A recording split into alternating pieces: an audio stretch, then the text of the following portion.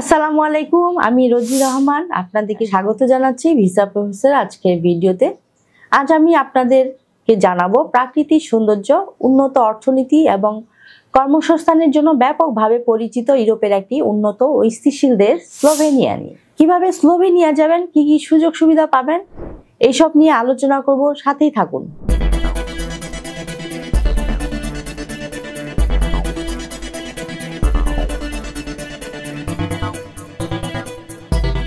Slovenia মধ্য ইউরোপের একটি উন্নত ও স্থিতিশীল দেশ, যা উন্নত অর্থনীতি, সুন্দর জীবনযাত্রা এবং চমৎকার কর্ম পরিবেশনের জন্য পরিচিত।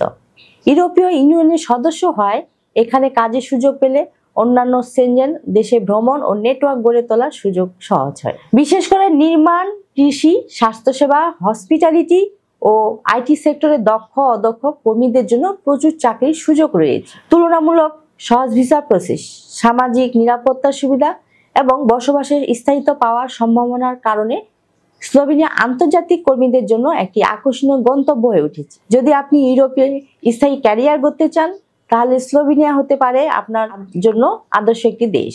চলুন প্রথমে জেনে আসি কেমন দেশ স্লোভেনিয়া। মধ্য ইউরোপের দেশ স্লোভেনিয়ার প্রাতিষ্ঠানিক নাম the Republic of Slovenia.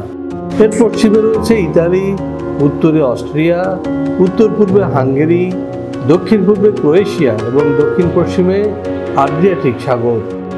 Slovenia পাহাড় ও বন সমৃদ্ধ একটি দেশ। মোট আয়তন 20,771 বর্গ কিলোমিটার এবং জনসংখ্যা 2.1 মিলিয়ন। এর আগে এটি ছিল যুগোস্লাভিয়ার একটি অংশ। 1991 সালের 25 জুন সর্বপ্রথম কোনো রাষ্ট্র হিসেবে স্লোভেনিয়া যুগোস্লাভিয়ার জোট থেকে বের হয়ে আসে এবং নিজেদের স্বাধীন ও সার্বভৌম রাষ্ট্র হিসেবে ঘোষণা করে। তাদের বেশিরভাগ স্লোভেনিজ জাতিভুক্ত। স্লোভেনিয়ার আবহাওয়া প্রধানত উপমহাদেশীয়। লুবলিয়ানা দেশটির রাজধানী ও সর্ববৃহৎ শহর।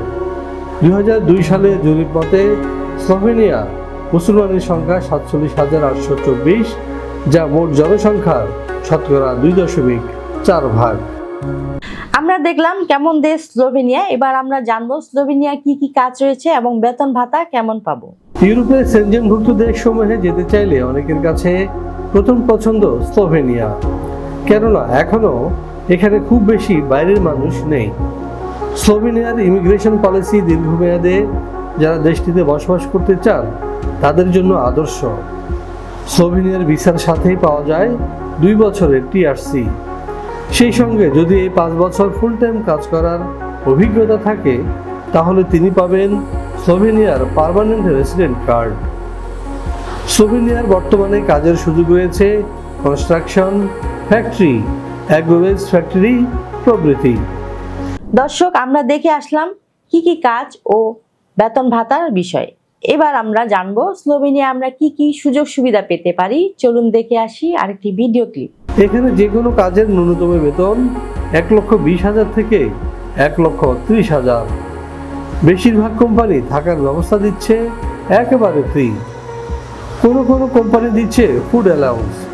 এছাড়াও পাওয়া যাবে স্লোভেনিয়ার শ্রম আইন অনুযায়ী সুযোগ সুবিধা।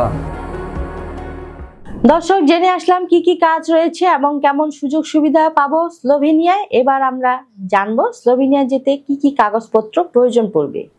18 থেকে 45 বছর বয়সী যে কোনো বাংলাদেশি নাগরিক যেতে পারবেন স্লোভেনিয়ায়, তবে তিনি হবেন অপরাধমুক্ত এবং সুস্বাস্থ্যের অধিকারী। স্লোভেনিয়ার ওয়ার্ক পারমিট ভিসা পেতে আপনার প্রয়োজন হবে ছবি, পাসপোর্ট, এনআইডি, জন্ম নিবন্ধন, শিক্ষাগত যোগ্যতার সনদ, কাজের অভিজ্ঞতার সনদ, সিভি অথবা বায়োডাটা। ইংরেজির পাশাপাশি যদি স্লোভাক ভাষা জানা থাকে তাহলে আপনার ভিসা ঠেকায় কে। দর্শক, সবকিছু জানা হলো, কিন্তু স্লোভেনিয়া যেতে কত টাকা লাগবে এই বিষয়ে জানতে আপনাকে সরাসরি ভিসা প্রফেসরের সাথে যোগাযোগ করতে হবে। ভিসা প্রফেসর স্লোভেনিয়া সহ ইউরোপের অন্যান্য দেশ নিয়ে কার্যক্রম পরিচালনা করে থাকে। আপনি চাইলে স্ক্রিনে দেওয়া নাম্বারে যোগাযোগ করতে পারেন অথবা চলে আসতে পারেন আমাদের অফিসে। আমাদের অফিসের ঠিকানা house 12, road 12, Merul Badda, DIT project, Dhaka. আমাদের অফিস খোলা থাকে শনি থেকে বৃহস্পতিবার রমজান উপলক্ষে সকাল 10টা থেকে দুপুর 3টা পর্যন্ত। আরেকটা বিষয় বলতে চাই, আপনাদের প্রতিটি কল আমাদের কাছে গুরুত্বপূর্ণ, তাই আপনারা অবশ্যই এই রমজানে সকাল 10টা থেকে দুপুর 3টার মধ্যে ফোন কল করার চেষ্টা করবেন।